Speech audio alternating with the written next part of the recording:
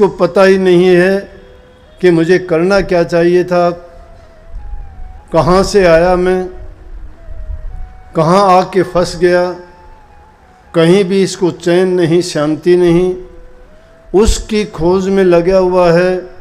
कभी धन में खुशी ढूंढता है, कभी संतान में ढूंढता है, कभी और चीज़ों में तलाश करता है, लेकिन मन एक जगह से दूसरी जगह, एक चीज़ से दूसरी जगह किसी न किसी तरह इसको भरमाए रखता है, क्योंकि खेल माया का है।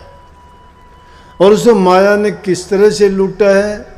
लूटने का मतलब ये है कि वो 3 लोक में उसका पसारा है, उसका आधिपत्य है, उसका कानून चलता है।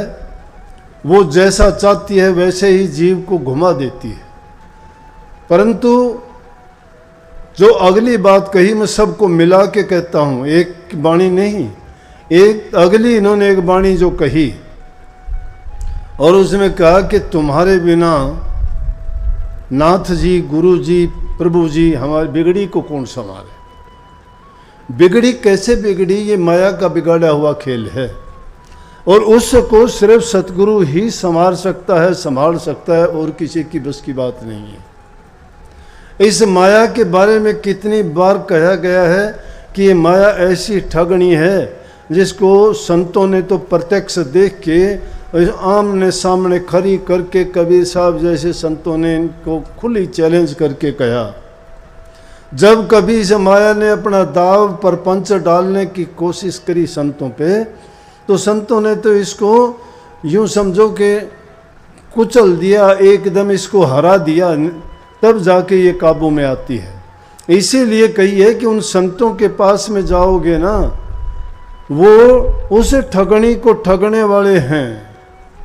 उस ठगनी को सिर्फ संतों ने ठगा है, नहीं, ठगनी ने तो सबको, चाहे वो ब्रह्मा जी थे, चाहे विष्णु भगवान थे, ब्रह्मा जी को ठगा, विष्णु भगवान को ठगा, दूसरे इन्होंने कहा ब्रह्मचारियों को ठगा, तपधारियों को, योगियों को, तपियों को, जिन्होंने भी ये दिखाने का प्रयास किया कि हाँ हम बहुत कुछ हैं, उनको भी इस ठगनी ने, इस भटियारी ने, इस माया ने नीचा दिखाया, ठग लिया।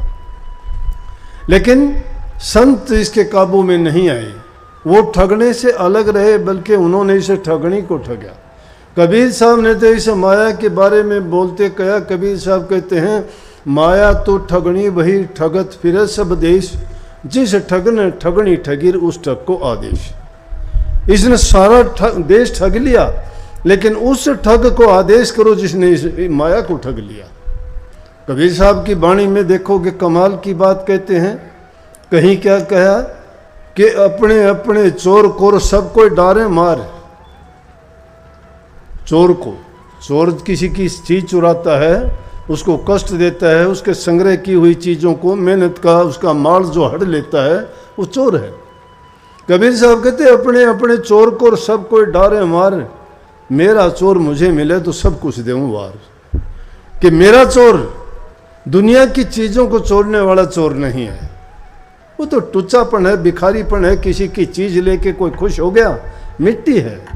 कोई किसी के पैसे लेके इनकार कर दिया, कोई किसी ने उधार लेके इनकार कर दिया, कोई किसी की वस्तु लेके इनकार कर दिया, वो क्या है? वो चोरी नहीं है, कुछ भी नहीं है। चोर तो वो है जिसने हमारी सबसे बहुमूल्य चीज़ चुरा ली है। तो उसको, वो कौन है चुराने वाला? वो काल है। उस काल ने हमारी बुद्धि को हर लिया है, उसको चुरा लिया है, हमारे विवेक को, हमारे ज्ञान को चुरा लिया है, क्योंकि प्रभु की ओर से हटा के इस दुनिया के प्रपंच में लगा दिया है। और इस दुनिया के प्रपंच में फंसने के बाद इस जीव के पास निकलने का रास्ता नहीं। कबीर साहब ने माया को कहा कि माया एक तरह की नहीं, 2 प्रकार की माया है। ये माया 2 प्रकार की है। एक माया ऐसी है कि जिसको अगर संग्रह करोगे नरक के द्वार लेके जाएगी, अगर खर्चोगे खाओगे तो तुम्हें मुक्ति दिखाएगी। लेकिन खर्चने खाने में और उसको बांटने में बड़ा अंतर है।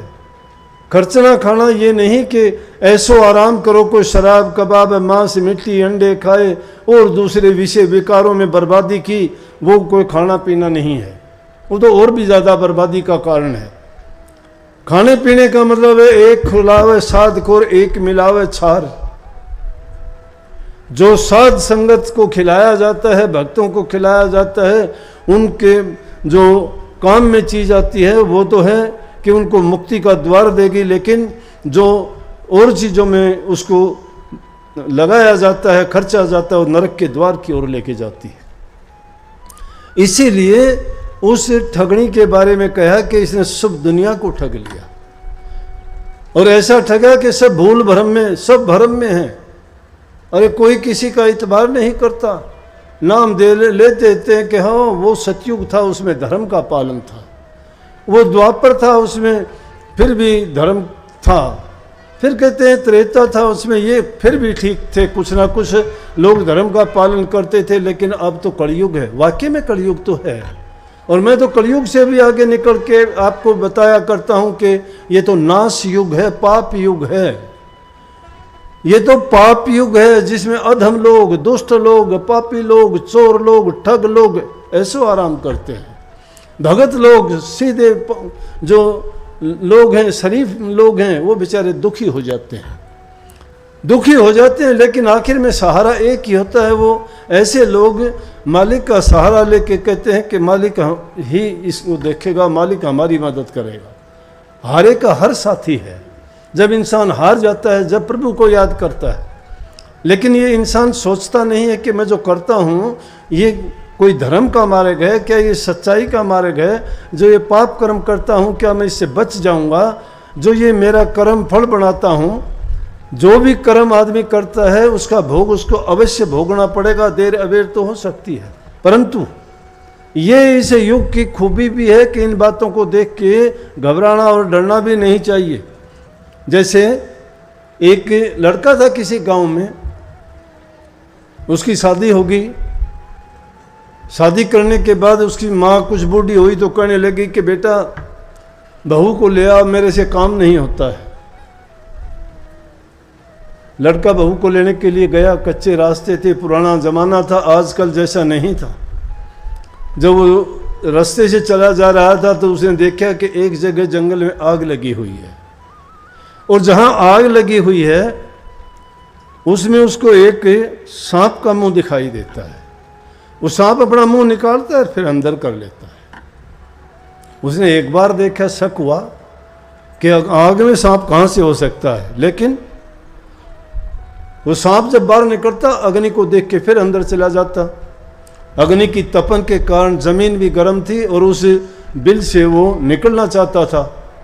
कोई भी जीव होता है जब उसको तकलीफ होती है, चाहे वो उसको कितना भी योनि उसकी बुरी हो, गंदी हो, कितना भी उसको दुख कष्ट हो, लेकिन उसी योनि में वो सुखी रहता है। कितने कितने गंदी योनियां हैं, जीव उसमें सुखी है। वो क्यों है कि जब ये जीवों को काल पुरुष इस दुनिया में लेके आया तो उसने वरदान मांग लिया था कि जो भी रूहें मुझे दी गई हैं उन रूहों को जिस योनि में भेजा जाए उसी योनि में खुश रहें।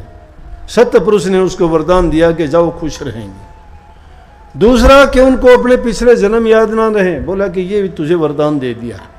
तो ये एक वरदान इसे जीव को मिला हुआ है कि जिस योनि में चाहे कितना भी तकलीफ हो, कितनी भी गंदा जीवन वो व्यतीत करता हो, लेकिन उसको अगर तुम मारने के लिए जाओगे तो वो मरना नहीं चाहता। सुअर जैसी गंदी योनि भिक्षा खा के पेट भरता है, सर्प जैसी योनि जिसके पैर नहीं, पैर पेट के बल चलता है, हाथ नहीं, पाँव नहीं, कान नहीं, क्या उसका जीवन है। अगर कोई दूसरा जीव उस पर आक्रमण कर दे तो उसके पास एक मुंह के सिवाय या कोई रास्ता थोड़ा है कि वो बचाव कर लेगा अपना, नहीं, सिर्फ अपने मुंह को ही तो बचाता है।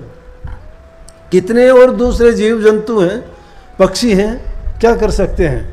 उड़ सकते हैं, भाग सकते हैं, जानवर हैं वो भी इसी प्रकार से। लेकिन इंसान को सारे बहुत अच्छी अच्छी चीज़ों से प्रभु ने नवाजा।